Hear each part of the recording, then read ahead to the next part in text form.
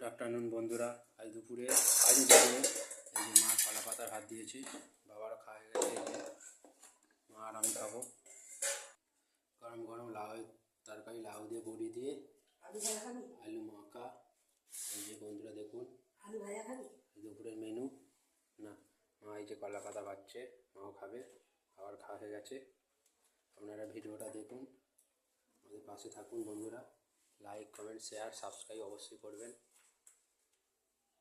ঘরে বসে টোমাচ্ছে জানলা দিয়ে। মার জন্য মা ভাত বাড়ছে, আমারটা বেড়ে দিয়েছে কলা পাতায়। ভিডিওটা দেখুন।